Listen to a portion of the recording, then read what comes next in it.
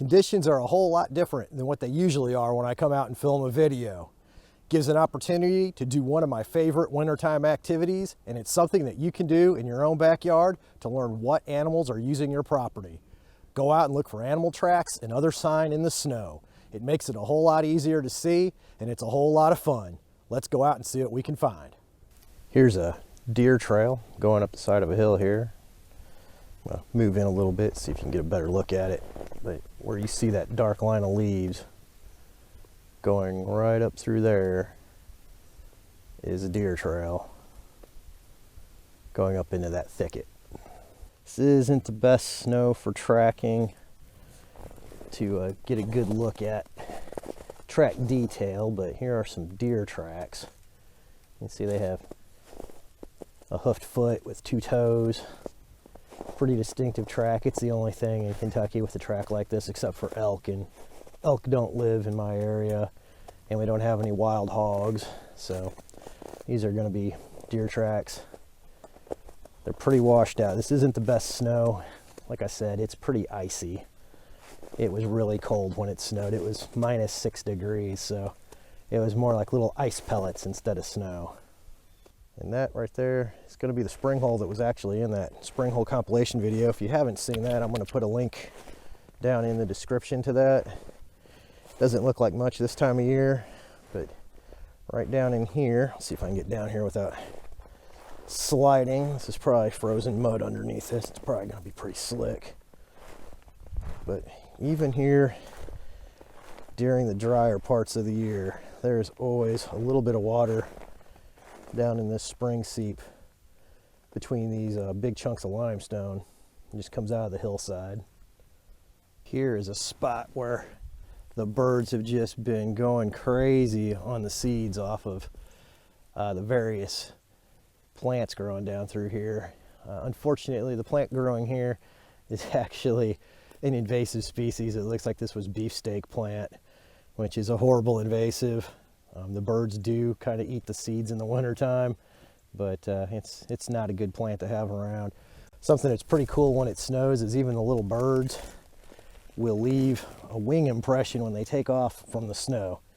So that impression right there, those are the primary feathers on the tips of the wing where it's hit the snow when that bird was taking off. And around here, that's probably going to be maybe a white-throated sparrow or a tufted titmouse. Those are 2 of our real common birds you find rummaging around on the ground this time of year. Just got on the other side of the spring, and we have our first set of rabbit tracks. Cover's pretty thick here on the farm. Get quite a few rabbit tracks. You can see they're pretty distinctive. You're going to have the 2 hind feet hitting, and then the front feet hit is 1. So they kind of look like a tricycle when they go jumping along. And they're going on up the hill here. And it gets harder to see them because everything up in here gets pretty leafy underneath the snow. So the tracks aren't getting left as well as they were back there where the snow was over a smoother surface of mud. There's some over here starting to go on up the hill here. A little bit clearer bird tracks here. Again, these are going to be small birds, probably white-throated sparrows, tufted titmice, Carolina chickadees, maybe some wrens. There's another wing impression right there. They've been foraging pretty heavily in this area. If you think tracking animals in the snow is awesome, make tracks to that like button and smash it. Came on up the hill, didn't see a whole lot except for some more deer tracks. Didn't find any deer beds, which I was hoping to find down there, but apparently they didn't want to lay there with a north wind, so got another spot, might be able to find some deer beds. This is an old field that we used to pasture ducks in. In fact, it is the field that appears in the Foxes at the Duck Pens video. I'll put a link to that in the description below. It hasn't had any ducks in it for over a year now. It's starting to get grown back up, look a little more wild. We're gonna go ahead and cross this and head back into the woods on the other side, see what there is to find. Another pretty heavily used deer trail. It's cutting through some thick briars. There's a gap in them. Looks like the deer taking advantage of it to get through here. And they're going to have a lot easier time than me than they are.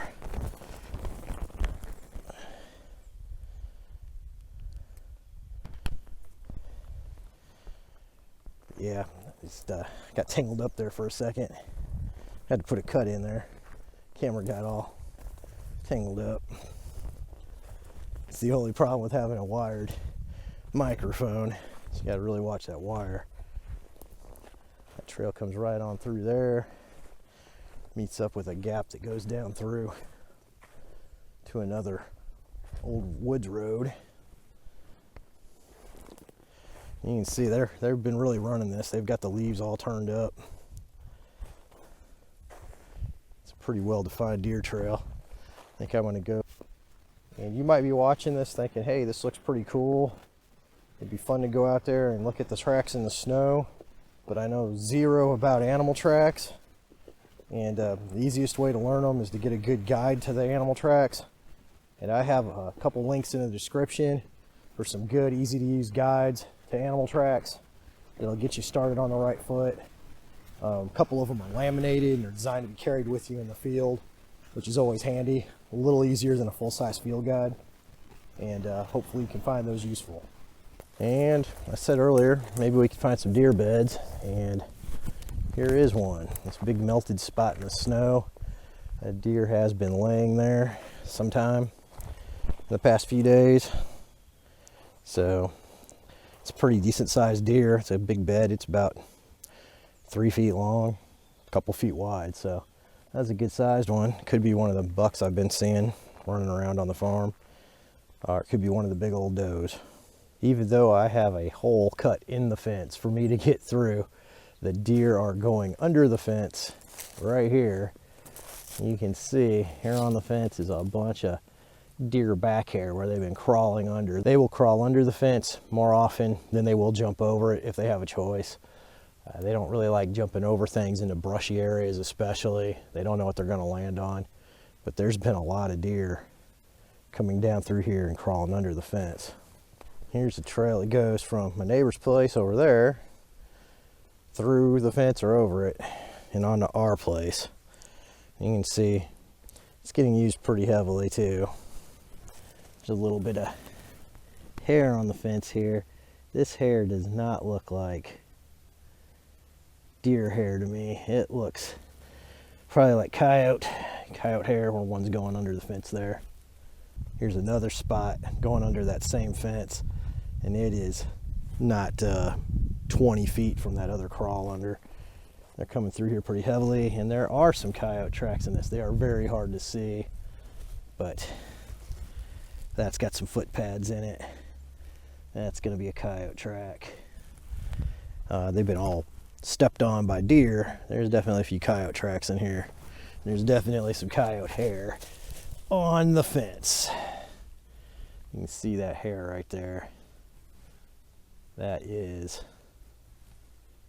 coyote hair. You can tell it's not deer hair because deer hair is hollow. It feels crinkly. And the coyote hair feels kind of coarse, but it's more silky. Feels like dog fur.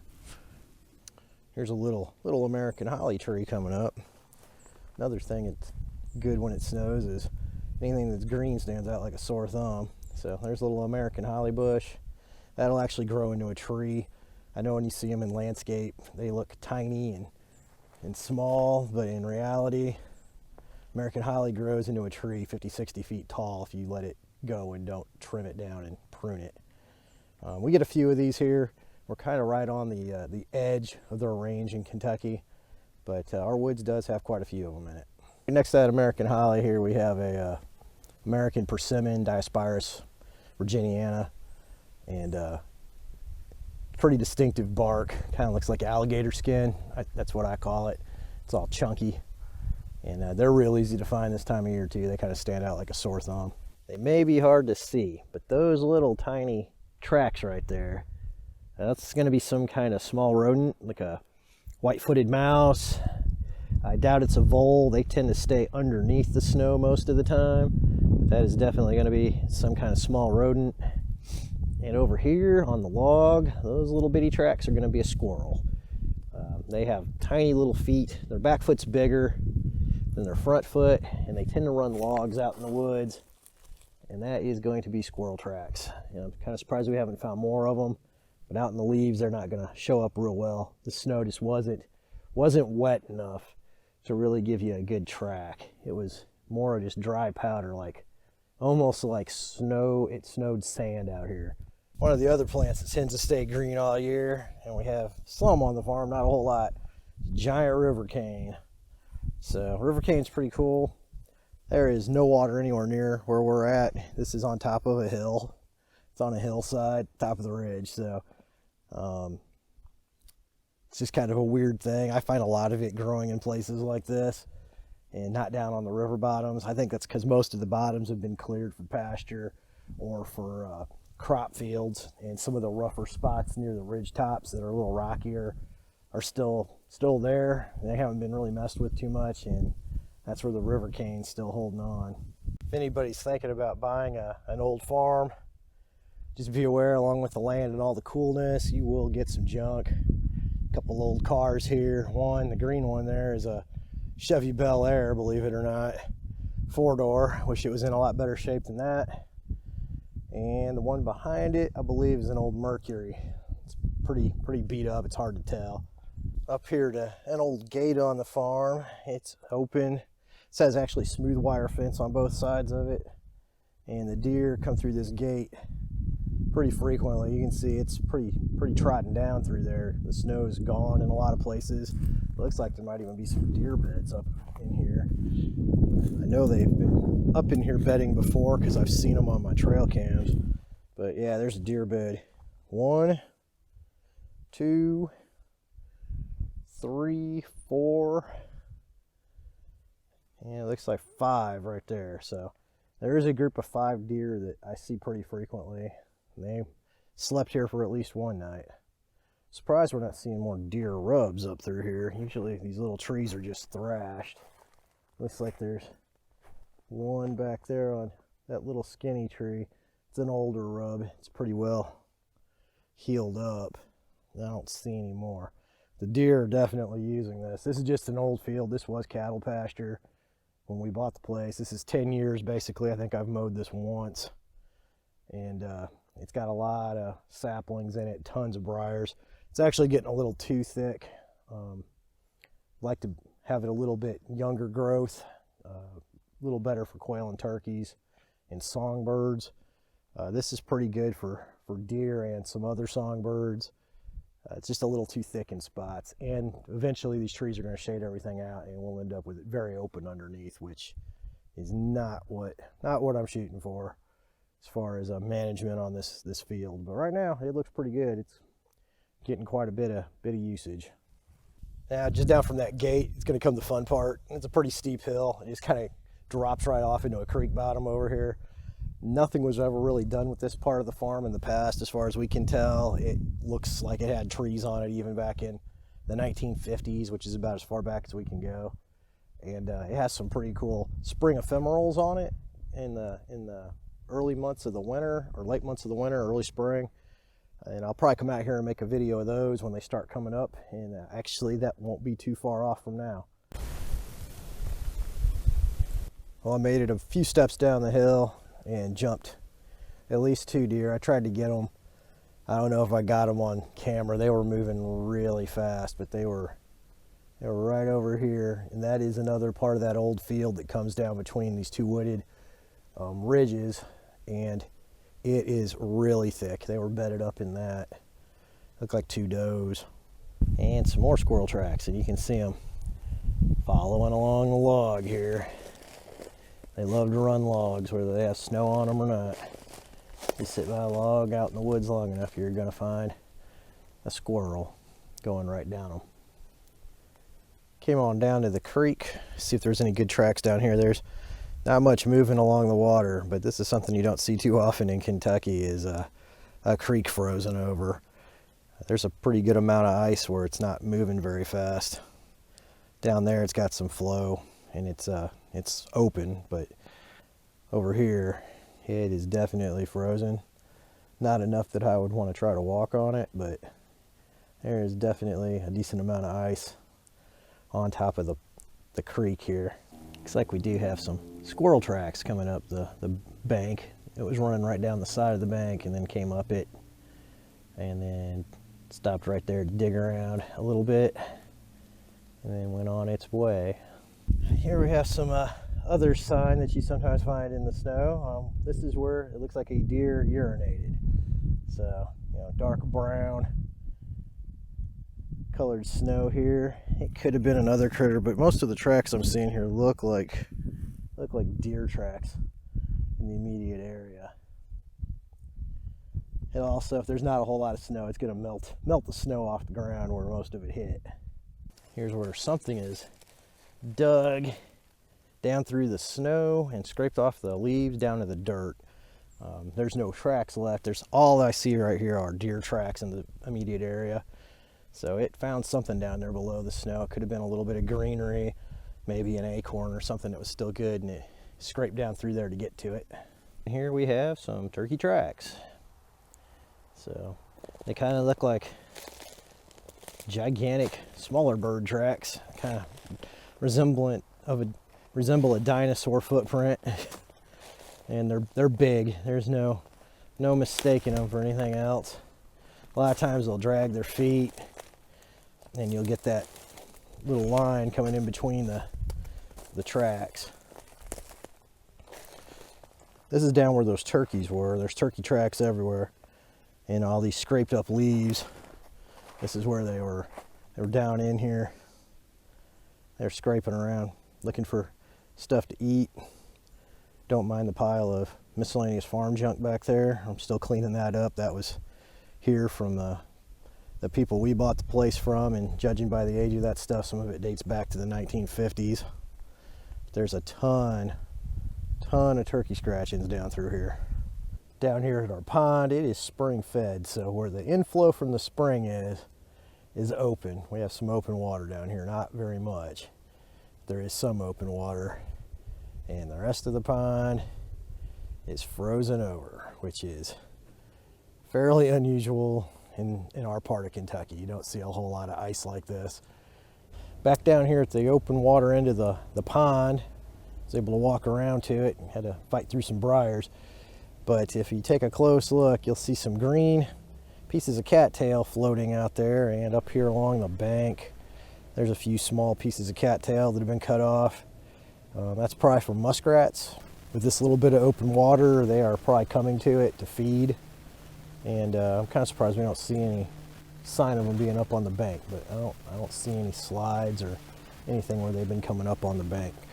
Here's a small brush pile that is from where we took a tree down and I just piled the brush up and haven't got it moved anywhere else yet. And as you can see, all along it is just covered with small bird tracks. They have been using this brush pile heavily. Gives them cover, gives them a place to get out of the wind.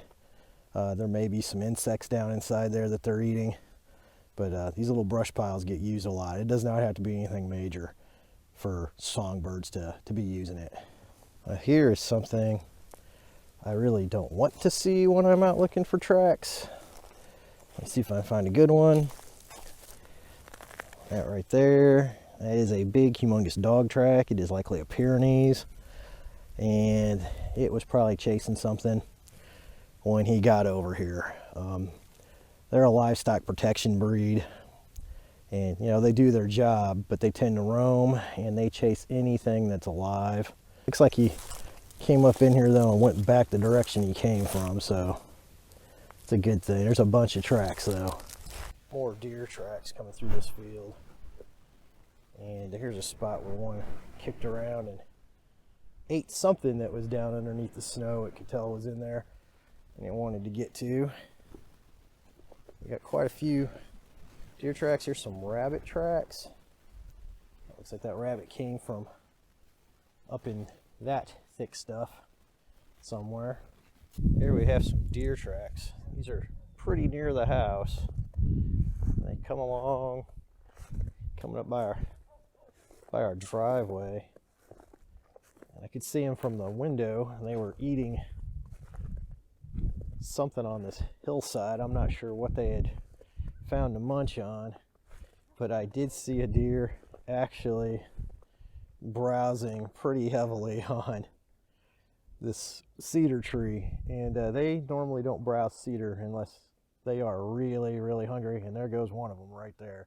I don't know if I actually got it on film or not there. It zoomed out of there real quick.